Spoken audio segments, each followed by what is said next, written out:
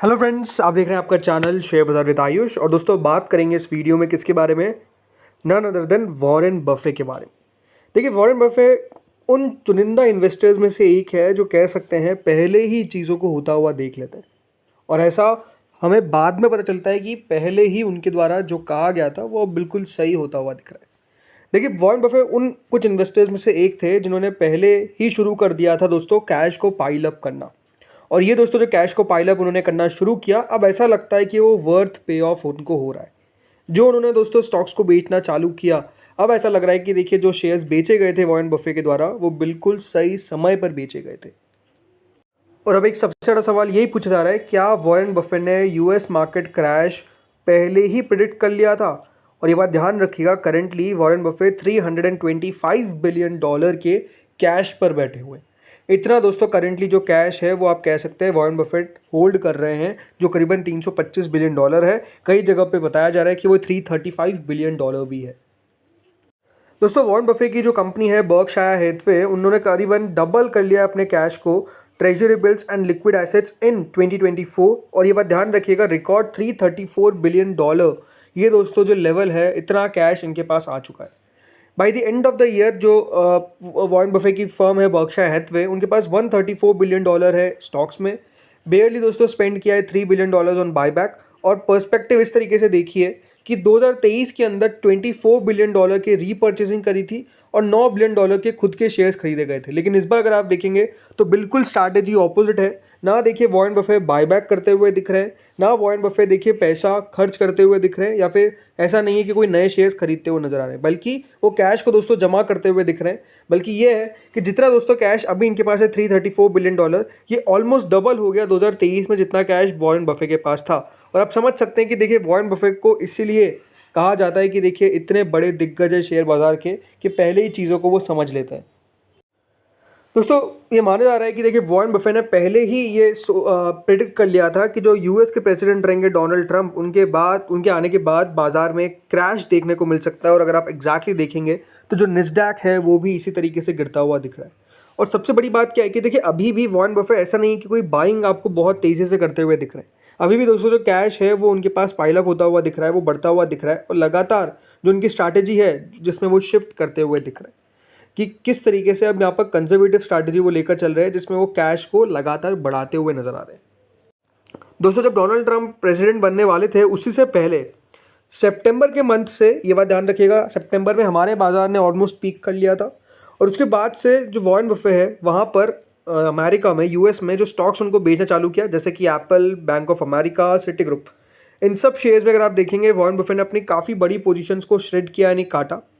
और जो स्ट्रैटेजी थी वो यही थी कि वो कैश की तरफ दोस्तों लगातार बढ़ते गए, क्योंकि उनको पता था कि कुछ ना कुछ कंसर्न रहने वाला है, जिसमें जो ट्रम्प की टैरिफ पॉलिसी है और एक थ्रेट है ग्लोबल रिसेशन का। ये माना जा रहा है कि सबसे बड़ा रीज़न था कि वॉरेन बफेट को लग रहा था कि ये सब चीज़ें हो सकती है। इसीलिए दोस्तों वॉरेन बफेट ने पैसा लगातार यहाँ पर कैश को पाइल अप करना शुरू कर दिया।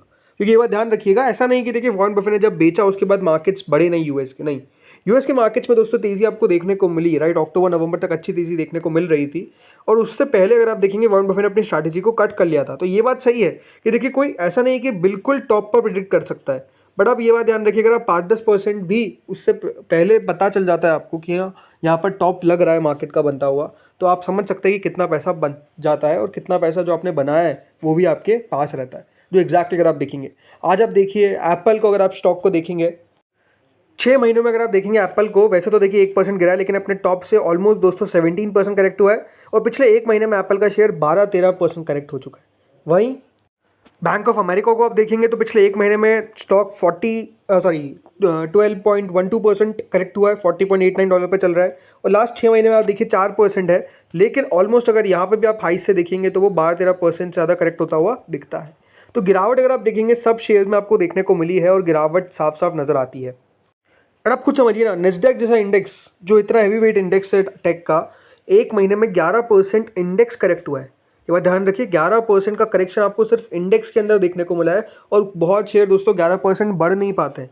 लेकिन सिर्फ ये इंडेक्स अगर 11% दोस्तों घटता हुआ दिख रहा है तो आप समझ सकते हैं स्टॉक्स की हालत और कितनी ख़राब है और किस तरीके से दोस्तों स्टॉक्स में गिरावट देखने को मिल रही है। वो आप समझ सकते हैं कि किस तरीके का एक प्रेशर जो है वो यूएस इक्विटी मार्केट्स पर भी पड़ता हुआ दिखा है, इंडियन इक्विटी मार्केट्स पर भी पड़ता हुआ दिखा है और ग्लोबली अगर आप देखेंगे तो बहुत ज़्यादा बेहतर बाजार ने नहीं किया है। हाँ, ये बात सही है कि अमेरिकन मार्केट्स में थोड़ा सा सेल ऑफ हमको बहुत ज़्यादा देखने को मिला है पिछले 1-2 महीनों के अंदर, जिस तरीके से वहाँ के मार्केट्स गिरते हुए दिख रहे हैं। स्पेसिफिकली अगर आप नेस्डैक को देखेंगे तो वहाँ पर बहुत ज़्यादा गिरावट हो चुकी है और काफ़ी तेज़ी से नेस्डैक में करेक्शन देखने को मिल रहा है। जो हाई था 20,204 का, वो अब दोस्तों 17,754 पर मिल रहा है।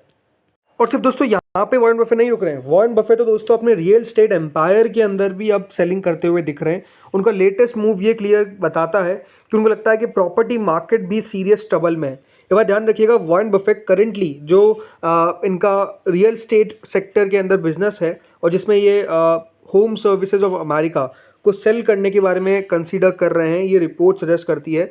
ये बात ध्यान रखिएगा, one of the largest real estate brokerage firm है यूएस के अंदर और ये मूव तब आ रहा है जब प्रॉपर्टी मार्केट्स के अंदर अगर आप देखेंगे तो मॉर्गेज रेट्स बहुत ऊपर है, सेल्स में कमी देखने को मिल रही है और फिनेंशियल इंस्टेबिलिटी है। और अगर अभी आप नोटिस करेंगे तो हो क्या रहा है, हो ये रहा है कि वॉरेन बफे दोस्तों अब अपने रियल स्टेट मार्केट में भी, रियल स्टेट पोर्टफोलियो के अंदर भी जो पैसा है वो दोस्तों निकालते हुए दिख रहे हैं। और शेयर ओवरऑल रियल स्टेट को भी आप कह सकते हैं, जिस तरीके से शेयर्स को बेचा वैसे रियल स्टेट पे भी अब बिकवाली करने के बारे में विचार जो है वो वॉरेन बफे का लग रहा है। तो अब सबसे बड़ा सवाल यही निकल कर आता है कि क्या वॉरेन बफे को लग रहा है कि एक और बड़ा क्रैश, भले वो प्रॉपर्टी में हो भले वो दोस्तों इक्विटी में हो, क्या आता हुआ दिख रहा है।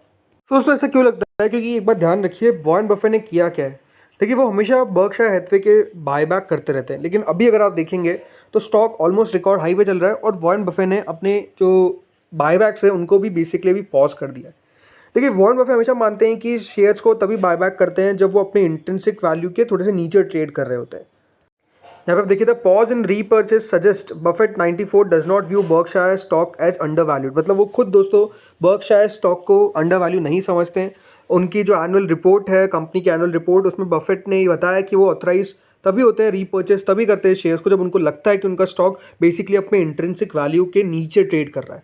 अगर उसके नीचे वो ट्रेड नहीं करता है तो वो दोस्तों स्टॉक को बायबैक नहीं करते हैं, बिकॉज उनको लगता है कि बायबैक करना तभी सही है जब उनका शेयर इंट्रिंसिक वैल्यू के भी नीचे, यानी जो उसकी रियल वैल्यू है अगर उसके भी नीचे ट्रेड करता है, देन उनको लगता है कि एक अच्छी अपॉर्चुनिटी है to buy back the stock. But अभी वो नहीं कर रहे। उसके पीछे का रीज़न है कि उनको लगता है कि यहाँ पर जो बर्कशायर का स्टॉक है वो अभी ओवर वैल्यू है, ना कि अंडर वैल्यू है। ये दोस्तों उनको लगता है, इसीलिए अगर आप करेंटली देखेंगे तो वो बाय नहीं कर रहे हैं। एंड इसीलिए दोस्तों लगता है कि वॉरेन बफे को लगता है कि करेंटली मार्केट्स के अंदर अभी भी गिरावट के संकेत है, बिकॉज अगर यहाँ पर दोस्तों वॉरेन बफे अपने खुद के शेयर्स बायबैक करते तो एक एग्जाम्पल आप समझ सकते थे कि उनको लग रहा है कि अब मार्केट में जो गिरावट है वो थम सकती है एंड बाइंग हो सकती है। अब अगेन देखिए, कोई एग्जैक्ट आप कह सकते हो ओपिनियन यहाँ पे हम क्रिएट नहीं कर सकते हैं, बट एक हमारा व्यू है जो हम लेकर आ सकते हैं। अभी करेंटली जिस तरीके से दोस्तों वॉरेन बफे ने कह सकते हैं सटीक समय पे पैसा यहाँ पर बनाना, अपने पास रखना चालू किया, या फिर आप कह सकते हैं निकालना बाजार से चालू किया, ये अपने आप में दिखाता है कि देखिए वॉरेन बफे का कितना बड़ा,